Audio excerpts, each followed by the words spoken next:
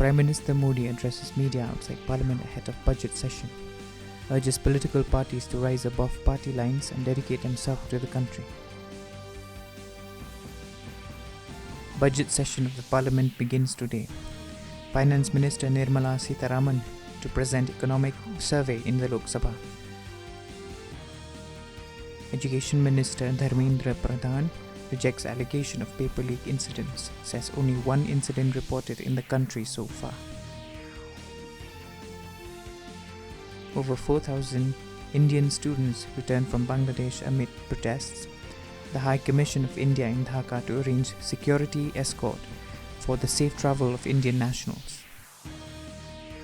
Board of Control for Cricket in India Secretary Jay Shah has announced that the board will provide 8.5 crore rupees to Indian Olympics Association for the Paris Olympics campaign.